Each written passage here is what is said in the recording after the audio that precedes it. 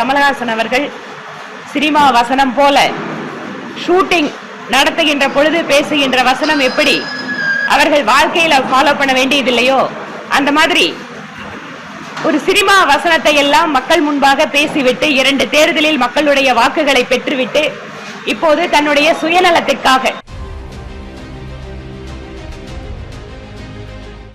மத்திய அரசு எந்தெந்த துறைக்கு எத்தனை நிதியுதவி கொடுக்கிறது என பிரதம மந்திரி ராமேஸ்வரத்துல பேசினார். அவர் பேசுறது நல்லபடியா படிச்சு பார்த்தா தெரியும் எத்தனை 1000 கோடி ரூபாய்கள் தமிழகத்திற்கு. அதனால இவர்களுடைய இயலாமைக்கு மத்திய அரசை குறை கூறுவது அப்படிங்கிறது இன்னைக்கு நேற்று இல்ல, அவங்களோட பழக்கமே அதுதான். இங்க மெடிக்கல் கேம்ப் நடக்குது கோவை மாநகராட்சியில. 3 நாளா எங்களோட நிர்வாகிகள் கார்பரேஷனுக்கு சொல்லி குப்பை எடுக்க சொல்றாங்க. இதோ இப்ப நீங்க வரும்போதுதான் பாக்குறீங்க இந்த குப்பை எடுக்கிறாங்க, இந்த இடத்துல உட்கார முடியல. இதுதான் திராவிட மாடல் அரசு. முதலமைச்சர் போனாலும் சரி, மக்கள் பிரதிநிதி போனாலும் சரி, சாதாரண மக்களுக்கும் இதுதான் நிலைமை. இன்று கோவை தெற்கு சட்டமன்ற தொகுதியிலே தெப்பக்குளம் பகுதியில் நலம் இலவச மருத்துவ முகாம் தொடங்கி வைக்கப்பட்டிருக்கிறது. ஒவ்வொரு வாரமும் தெற்கு தொகுதியில் இலவசமாக மருத்துவ முகாம்களை நடத்தி கொண்டிருக்கிறோம்.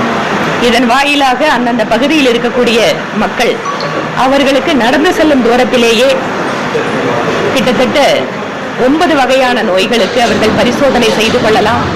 அறுவை சிகிச்சை தேவைப்படுபவர்களுக்கு இலவசமாக அறுவை சிகிச்சையும் செய்து கொண்டிருக்கிறோம்.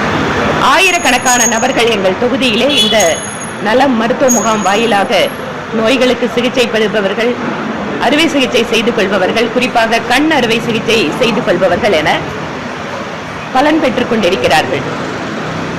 2வது முருக பக்தர்கள் மாநாட்டிற்காக ஜூன் 22ஆம் தேதி மதுரையில் நடைபெறுகின்ற முருக பக்தர்கள் மாநாட்டிற்கான வீட்டு தொடர்பு இயக்கம் இன்று தொடங்கி இருக்கிறது. ஒவ்வொரு வீட்டுக்கும் சென்று தமிழகத்தில் குறிப்பாக முருகர் கோயில்கள் இருக்கின்ற இடத்தில் அரசாங்கம் தலையிட்டு பல்வேறு பிரச்சனைகளை செய்து கொண்டிருப்பது தொடர்பான அந்த விஷயத்தை எல்லாம் மக்களுடைய கவனத்திற்கு கொண்டு செல்கிறோம். தமிழகம் ஒரு ஆன்மீக பூமியாக இருந்தாலும் கூட இங்கு வரக்கூடிய ஆட்சி செய்து கொண்டிருக்கக்கூடிய திராவிட முன்னேற்ற கழகத்தினுடைய எப்படியெல்லாம் இந்துக்களுடைய நம்பிக்கையை கொச்சைப்படுத்திக் கொண்டிருக்கிறது, அவர்களுக்கு எதிராக இருக்கிறது என்கின்ற தகவல்களையும் சேர்த்தே சொல்கிறோம். இந்த முருக பக்தர்கள் மாநாடு என்பது தமிழகத்திலே ஒரு மிகப்பெரிய ஆன்மீக எழுச்சியை உருவாக்கும்.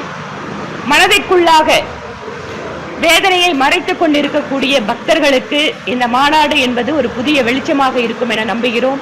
அதற்கான வீட்டு தொடர்பு இயக்கத்தையும் இன்று காலை தொடங்கி வைத்திருக்கிறோம். கோவை தெற்கு தொகுதியில் ஒவ்வொரு வீட்டிற்கும் சென்று முருக பக்தர்கள் மாநாடு தொடர்பான விஷயங்களை மக்களிடம் எடுத்து கூறி ஜூன் 22 முருக பக்தர்கள் மாநாட்டிற்கு அழைப்பு விடுக்க இருக்கிறோம். தேர்தலில் வெற்றி பெற முடியாதவர்கள் என்னவெல்லாம் அரசியல் கட்சி ஆரம்பிக்கும் போது பேசினார்களோ அதையெல்லாம் குறிப்பாக திரு கமலஹாசன் அவர்கள் சினிமா வசனம் போல ஷூட்டிங் நடத்துகின்ற பொழுது பேசுகின்ற வசனம் எப்படி அவர்கள் வாழ்க்கையில ஃபாலோ பண்ண வேண்டியது இல்லையோ, அந்த மாதிரி ஒரு சினிமா வசனத்தை எல்லாம் மக்கள் முன்பாக பேசிவிட்டு 2 தேர்தலில் மக்களுடைய வாக்குகளை பெற்றுவிட்டு இப்போது தன்னுடைய சுயநலத்திற்காக எப்படியாவது ஒரு பார்லிமெண்ட்டுக்குள்ள இல்ல அசம்பிளிக்குள்ள போகணுங்கிற தன்னோட ஆசைக்காக தன்னை நம்பி வாக்களித்தவர்கள், தன்னை நம்பி வேலை செய்தவர்கள், அந்த கட்சிக்காக உழைத்தவர்களுக்கெல்லாம் துரோகம் செய்துவிட்டு இப்போது திராவிட முன்னேற்ற கழகத்தின் பின்னால் ஒளிந்து கொண்டிருக்கிறார். அதன் வாயிலாக அவருக்கு ஒரு பதவி கிடைத்திருக்கிறது. அதாவது அண்ணனும் தம்பியும் பிரிஞ்சிருக்கிறதும் அதுக்கப்புறம் சேர்றதும் அப்படிங்கிறது இதெல்லாம் குடும்பத்தில் இருக்கக்கூடியதுதான். ஆனால் ஏதாவது ஒரு ஆதாயத்துக்காக சென்று பார்க்காமல் உண்மையான பாசத்தோடு சென்றிருந்தால் சந்தோஷம்தான். அங்க மட்டும் இல்லைங்க, இங்க மெடிக்கல் கேம்ப் நடக்குது கோவை மாநகராட்சியில. 3 நாளா எங்களோட நிர்வாகிகள் கார்பரேஷனுக்கு சொல்லி குப்பை எடுக்க சொல்றாங்க. இதோ இப்ப நீங்க வரும்போதுதான் பாக்குறீங்க இந்த குப்பை எடுக்கிறாங்க, இந்த இடத்துல உட்கார முடியல. இதுதான் திராவிட மாடல் அரசு.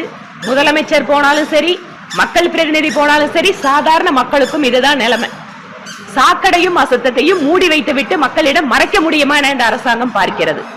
ஆனால் இப்போது மக்களே அதை திறந்து காட்டிட்டு இருக்காங்க போற இடத்துல. மத்திய அரசு இந்த நாட்டுல நக்சல் தீவிரவாதத்தால பாதிக்கப்பட்ட நபர்கள், குறிப்பாக இந்த மாதிரி தீவிரவாத எண்ணம் கொண்ட குழுக்களுடைய பாதிப்பு என்பது வடகிழக்கு மாநிலங்களில் பெருமளவு குறைக்கப்பட்டு அவர்கள் ஜனநாயக பாதைக்கு திரும்பி இருக்கிறார்கள்.